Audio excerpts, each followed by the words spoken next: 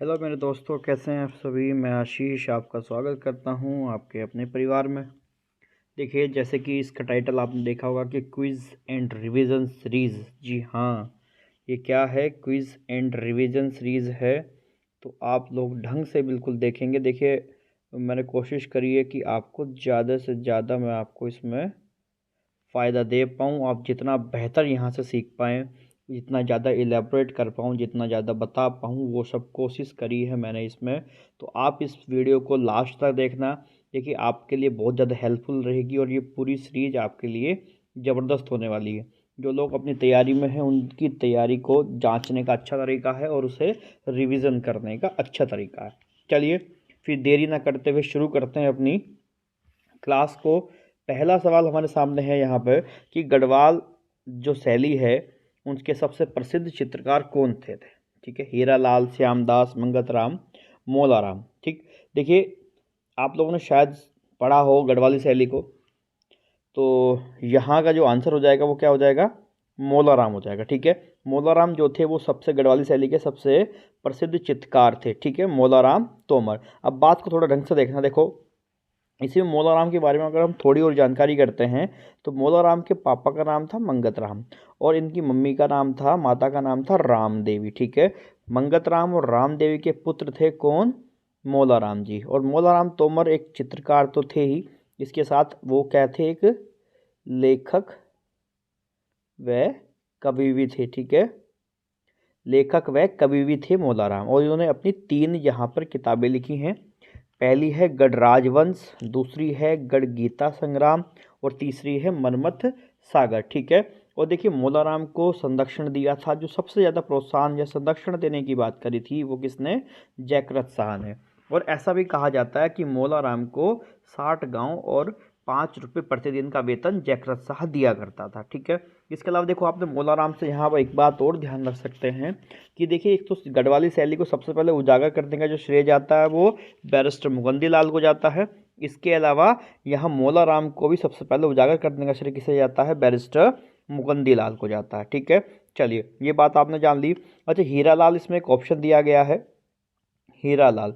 देखिए, हीरालाल क्या था, ये हरदास का पुत्र था। अब ये हरदास कौन है, देखिए, आपको याद होगा कि सुलेमान सिको जो गढ़वाल आया था 1658 में, 1658 में पृथ्वीपति शाह के समय में वो दरबार आया और अपने साथ 2 चित्रकार को लेके आया था। एक श्यामदास थे और दूसरे हरदास थे। तो उन्हीं हरदास का पुत्र कौन है, आपका हीरालाल है। और हीरालाल से आपको एक बात का ध्यान रखना कि हीरालाल को गढ़वाल शैली का सूत्रपात माना जाता है, गढ़वाल शैली की शुरुआत करने वाला माना जाता है किसे, आपके हीरालाल को। ठीक है, तो चलिए आगे बढ़ते हैं अपने अगले सवाल की तरफ। मैं आई होप कि आपको बात समझ आई होगी। ठीक है, अगला सवाल हमारा है बच्चे कि सवासार पुस्तक के लेखक कौन है। ठीक है, देखो, सवासार पुस्तक के लेखक हैं यहाँ हमारे कौन है, आपको ऑप्शन नंबर 3 दिखाई दे रहा होगा, सुदर्शन शाह। जी हाँ, सुदर्शन शाह ने सवासार पुस्तक लिखी थी। देखो, सुदर्शन शाह कौन थे, टिहरी रियासत के सबसे पहले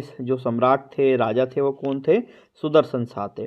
और सुदर्शन शाह को बोलंदा बद्रीनाथ, ठीक, क्या बोलते थे, बोलंदा बद्रीनाथ बोला जाता था किसे, सुदर्शन शाह को। देखिए, इंपॉर्टेंट बात है ये बेटा, बोलंदा बद्रीनाथ किसे बोलते थे, सुदर्शन शाह को बोलते थे। और इसी के अलावा सुदर्शन शाह जो अपनी रचनाएं लिखता था वो उन्हें कवि सूरत के नाम से लिखा करता था। ध्यान रखना, कवि सूरत के नाम से। इसके अलावा देखो, 1857 की क्रांति में जो कीर्ति शाह, ये सुदर्शन शाह है, सुदर्शन शाह ने किसकी सहायता करी थी, अंग्रेजों की सहायता करी थी। एक बात आप ये याद रख सकते हैं।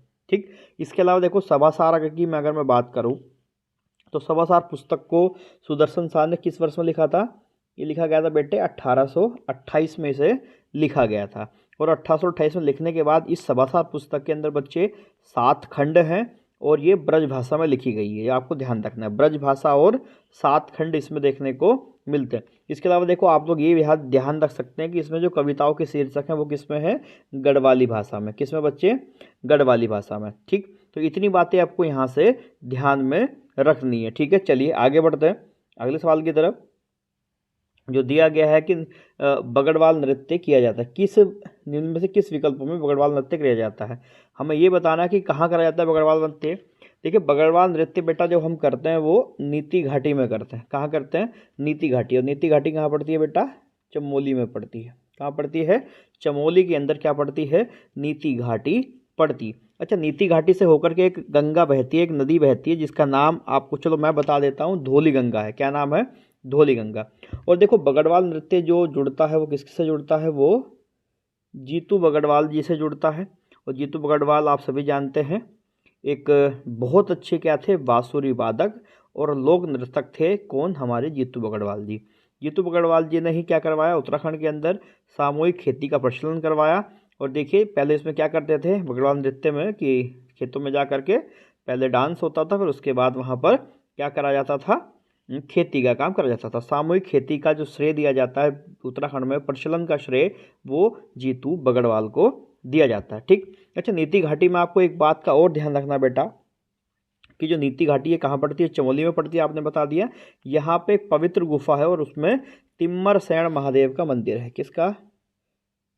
तिम्मरसैण। ठीक है, ध्यान रखना, तिम्मरसैण महादेव का मंदिर जो है वो देखने को यहाँ पर मिलता है। ठीक है, चलिए आगे बढ़ते हैं हम लोग अपने अगले सवाल की तरफ।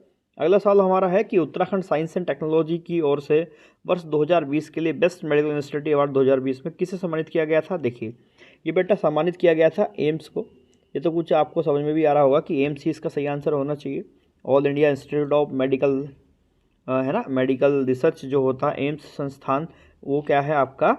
ये आंसर है इसका। देखो एम्स ऋषिकेश की स्थापना जो हुई है वो 2012 में हुई है और ये भारत सरकार के स्वास्थ्य एवं परिवार कल्याण मंत्रालय के अधीन काम करता है। ध्यान रखना, भारत सरकार के स्वास्थ्य एवं परिवार कल्याण मंत्रालय के अधीन ये काम करता है। दूसरी बात देखिए, इसका जो मोटो है आपका एम्स ऋषिकेश का वो है कि वैश्विक स्वास्थ्य हमारे लिए धर्म है। ये क्या मानते हैं कि इस पूरी दुनिया को स्वस्थ करना क्या है?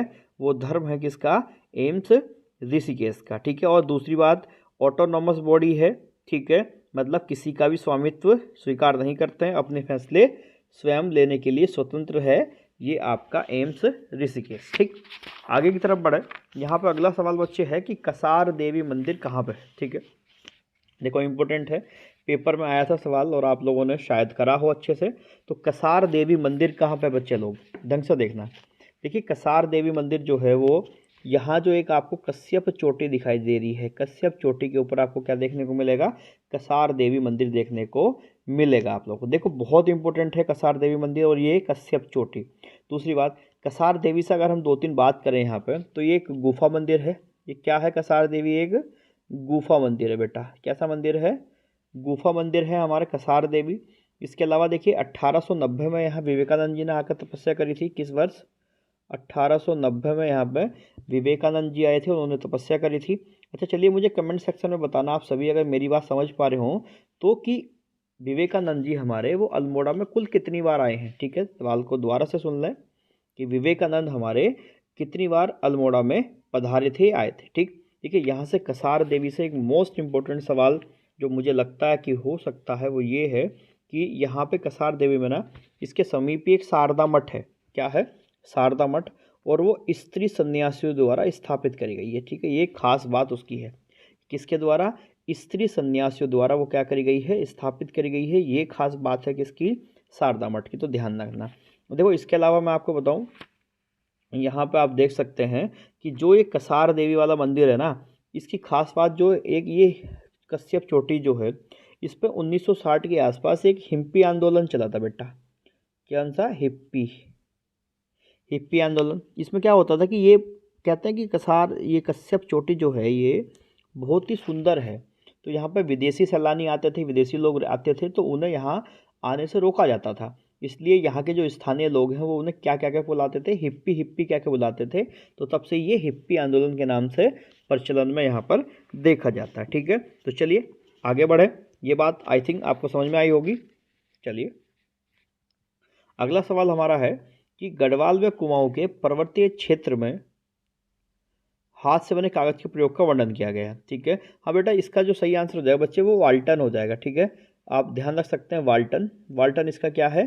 सही आंसर है। ठीक है, आप लोग इसे ध्यान से देख लेंगे, वाल्टन इसका सही आंसर है। इसमें आगे बढ़ता हूँ अगर मैं, तो नुणाई मेले का आयोजन किया जाता है, कहाँ पे होता है नुणाई मेला? देखिए, वन ऑफ द इम्पोर्टेंट मेला है ये हमारे पेपर का। और आपने जनजाति देखी है, ये जौनसारी जनजाति जो बनाती है नुणाई मेले को, कौन? जौनसारी, ठीक है।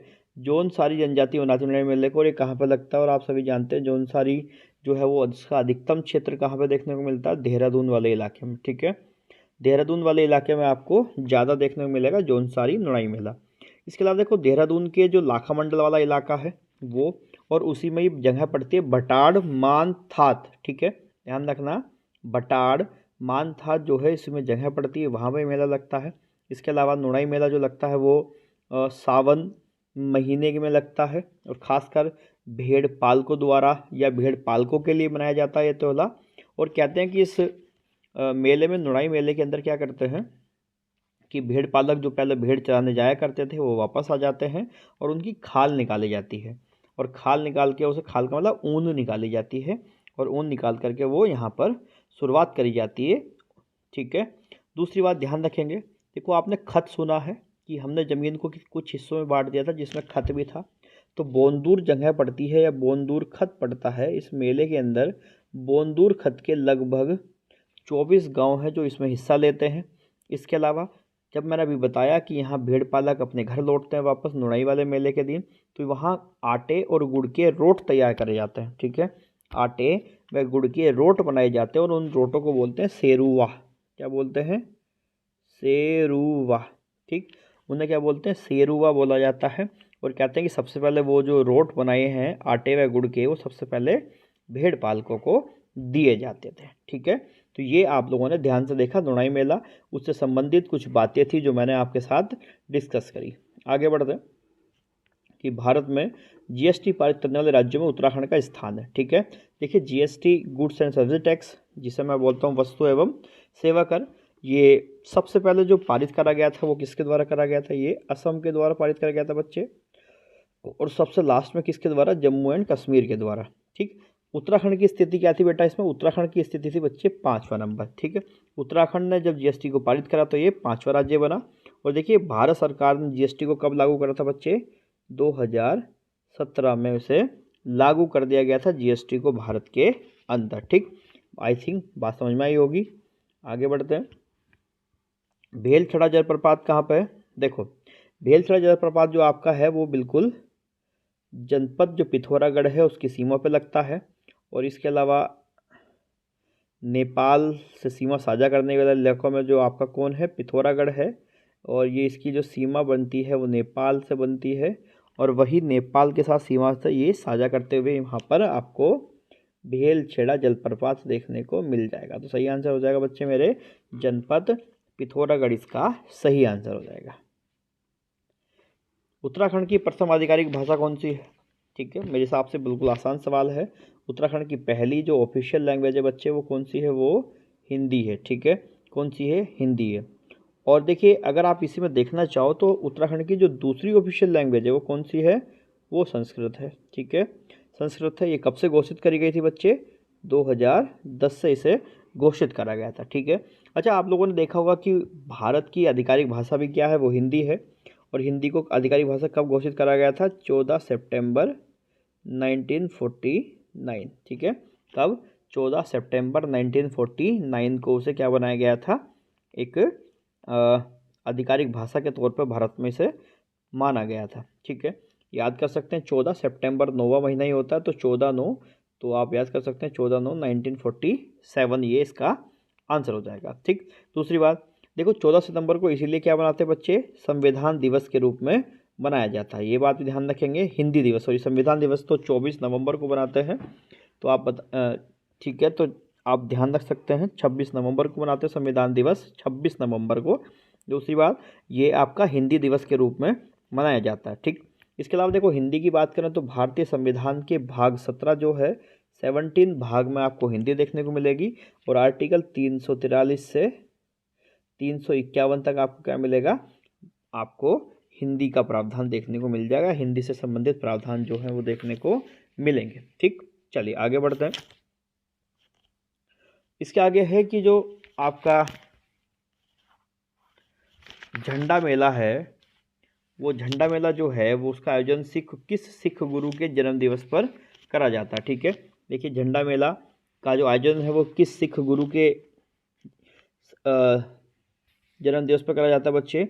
वो गुरु रामराय जी हैं, जिनके जन्म दिवस पर झंडा मेले का जो है वो आयोजन करा जाता है। ठीक है, गुरु रामराय जी।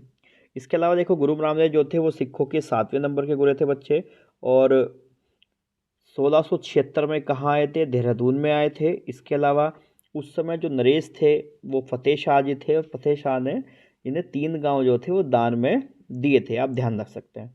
इसके अलावा देखो आपको जो बात ध्यान रख सकते हैं वो ये है कि 1699 में इन्होंने झंडा दरबार जो था गुरुद्वारा वो स्थापित करा, और उसी झंडा दरबार गुरुद्वारे को 1707 में इनकी पत्नी थी पंजाब कौर, उन्होंने एक भव्य रूप उसे प्रदान करा था। इसके अलावा देखो होली के 5 दिन बाद, जैसे ही होली हम लोग मनाते हैं, होली के 5 दिन बाद 15 दिनों तक एक लंबा मेला चलता है, जिसे हम किस नाम से जानते हैं, झंडे मेले के नाम से जानते हैं। ठीक है, ध्यान रखना, झंडे मेले के नाम से जानते हैं, और इसका जो सही जवाब हो जाएगा वो गुरु रामराय जी हो जाएगा। इसके अलावा देखो हम इसमें एक बात और ध्यान रख सकते हैं कि 1950 के आसपास गुरु रामराय एजुकेशन मिशन की क्या हुई थी बेटा, स्थापना हुई थी। ठीक है, तो ध्यान रखना। और मैंने ये अपनी कम्युनिटी पोस्ट पे भी पूछा था आप लोगों से कि जो यहाँ पे झंडा दरबार के अंदर, गुरुद्वारे के अंदर जो महंत बनते हैं वो कौन बनते हैं बच्चे, वो गढ़वाली ब्राह्मण होते हैं। ध्यान रखना, क्या, गढ़वाली ब्राह्मण। ठीक है, इस बात को आप ध्यान रख सकते हैं। ठीक है, चलिए अगले सवाल की तरफ बढ़ते हैं हम लोग आगे। अगला क्वेश्चन हमारा है बच्चे कि मायावती आश्रम में निम्न में से कौन सा मेला आयोजित किया जाता है। मायावती आश्रम में कौन सा मेला लगता है ये हमें बताना है। सबसे पहली बात कि मायावती आश्रम कहाँ पे है बच्चे, तो ये मायावती आश्रम बच्चे चंपावत में पड़ता है। आपका कहाँ पड़ता है, चंपावत में। इसके अलावा देखो मायावती आश्रम से जुड़ी हुई 2-3-4 इंपॉर्टेंट बातें हैं, आंसर करने से पहले वो बता देता हूँ, तो आप उन्हें ढंग से देखेंगे कि देखिए यहाँ पे ना पहले क्या हुआ करता था, अद्वैत आश्रम हुआ करता था बच्चे। मायावती आश्रम की जगह पे क्या था, अद्वैत आश्रम था, जिसकी स्थापना 1899 में हुई थी।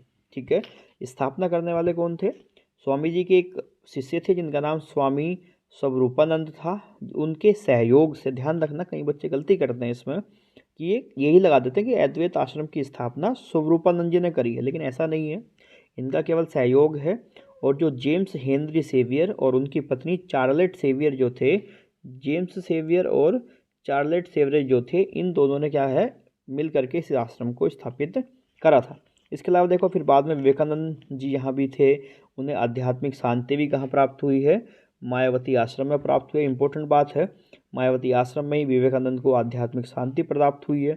इसके अलावा वर्तमान में अगर हम बात करेंगे तो ये आपका रामकृष्ण मिशन जो है वो, जिसकी स्थापना 1901 में यहाँ करी गई थी, रामकृष्ण मठ के रूप में स्थापना करी गई थी, उनका अंग्रेजी व हिंदी पुस्तकों का एक प्रमुख प्रकाशक के रूप में सामने कौन आया है, मायावती आश्रम आया है। इसके अलावा विवेकानंद जी ने प्रबुद्ध भारत जो पत्र था वो प्रकाशित कहाँ से करा था, वो भी मायावती आश्रम से प्रकाशित करा था। तो ये ध्यान रखेंगे, इंपॉर्टेंट है। और यहाँ कौन सा मेला बच्चे लगता है, वो बच्चे यहाँ पर हो जाएगा आपका मानेश्वर मेला जो है वो कहाँ लगता है, वो यहाँ आपका मायावती आश्रम के आसपास इर्द गिर्द जो है वो देखने को मिलता है। ठीक, आगे बढ़े। नेक्स्ट सवाल हमारा है बच्चे कि हाल ही में केंद्रीय मंत्री डॉक्टर हर्षवर्धन ने उत्तराखंड के किस स्थान पर डॉपलर वेदर रडार का उद्घाटन किया। ठीक है, देखो डॉपलर वेदर रडार का जो उद्घाटन है वो कहाँ किया गया है, वो मुक्तेश्वर में किया गया बच्चे। कहाँ पे, मुक्तेश्वर, ये रहा मुक्तेश्वर, कहाँ किया गया है, मुक्तेश्वर में करा गया है। इसके अलावा देखो आप ध्यान रख सकते हैं कि आप ये वेदर रडार है जिससे हम मौसम की जानकारी का पता कर सकते हैं, तो इसलिए ये इम्पोर्टेंट है, ध्यान रख सकते हैं। दूसरी बात देखिए, उत्तराखंड प्राकृतिक आपदाओं से घिरा हुआ ही राज्य है, और उत्तराखंड को भूकंप के जोन किस में रखा गया है, 4 और 5 का हिस्सा बनाया गया है। ठीक है, इसके अलावा देखो यहाँ उत्तराखंड में आपने देखा कि मसूरी लाल टिब्बा में एक रडार सिस्टम है, जिसका उपयोग किस लिए करते हैं, संचार प्रयोजन के माध्यम के लिए या संचार के लिए हम इसका उपयोग करते हैं। इसके अलावा 3 यहाँ सिस्मिक सेंटर हैं, भूकंप मापी हैं, जिसे हम लोग क्या बोलते हैं, DTC बोलते हैं, देहरादून, टिहरी और चमोली। ठीक है, ये यहाँ की क्या है, सिस्मिक सेंटर है उत्तराखंड के। ठीक, बात समझ में आई, आगे बढ़े। अमोघवर्ती शासक था, ये तो सबसे हल्का सवाल होगा आई थिंक। ठीक है, अमोघवर्ती किसका शासक था बेटा, कुनिंदो का शासक था। ठीक है, और कहते हैं कि कुनिंदों का सबसे महान शासक कौन हुआ करता था, अमोघ भूति हुआ करता था। देखिए अच्छा, कुनिंदों के देखिए कुल मिलाकर के 5 अभिलेख मिलते हैं, 4 और 1 कैटेगरी के 4 मिलते हैं बरहुत से और 1 मिलता है कहाँ से, मथुरा से। 4 बरहुत और 1 मथुरा से प्राप्त होता है। अच्छा, कुनिंदों का जो चरम उत्कर्ष था, सबसे बेहतर स्थिति किन वर्षों में थी कुनिंदों की, कोई मुझे बता देगा तो जरूर मुझे कमेंट सेक्शन में बताना कि किनकी स्थिति क्या थी कुनिंदों की। ठीक, चलिए। अच्छा, इसके अलावा देखिए अमोघ भूति की जो शासक काल में 3 प्रकार की मुद्राएं जो है वो कुनिंदों की प्राप्त होती है। देखिए मुद्रा इंपॉर्टेंट सोर्स होता है किसी भी इतिहास को जानने का। तो यहाँ 3 प्रकार की मुद्राएं देखने को मिलती हैं, एक अमोघ भूति प्रकार की मुद्राएं, अल्मोड़ा प्रकार की मुद्राएं और यहाँ पर चित्रेश्वर प्रकार की मुद्राएं। ठीक है, ध्यान रखना 3 प्रकार की हैं। और यहाँ जो लिपि इस्तेमाल करी गई है उन मुद्राओं में वो खरोष्टी और ब्राह्मी लिपि है। इसके अलावा यहाँ उन मुद्राओं को रजत और ताम्र, ठीक है, रजत और ताम्र में बनाया हुआ प्रदर्शित करा गया या वो इनकी बनी हुई है। ठीक है, तो ये बात आपने यहाँ पर देखी। आगे बढ़ते हैं। इसमें बच्चा मुझे किसका चुनाव करना है, गलत युग्म का यहाँ पर चुनाव करना है। और देखिए गलत युग्म के चुनाव की अगर हम बात करते हैं तो यहाँ पर देखिए सबसे पहले हम बात करते हैं जो विकास नगर है देहरादून, बिल्कुल सही है, विकास नगर देहरादून में ही है। खटीमा उधम सिंह नगर में, बिल्कुल सही है। खटीमा से हमारे जो तत्कालीन हमारे मुख्यमंत्री महोदय हैं श्रीमान पुष्कर सिंह धामी जी, वो वहीं से आते हैं। कर्णप्रयाग चमोली में है, बिल्कुल सही है। देखिए यहाँ जो सवाल है गलत युग्म कौन सा हो जाएगा, वो नंदप्रयाग रुद्रप्रयाग हो जाएगा, क्योंकि नंदप्रयाग जो है वो रुद्रप्रयाग में तो बिल्कुल भी नहीं है। वो कहाँ पे पड़ता बेटा, चमोली में पड़ता है। कहाँ पड़ता है, चमोली में पड़ता है। ठीक है, कहाँ पड़ता है, चमोली में पड़ता है। ठीक, अच्छा, नंदप्रयाग में आप देखोगे प्रयाग जुड़ा है। प्रयाग का मतलब होता है बेटा मेरे,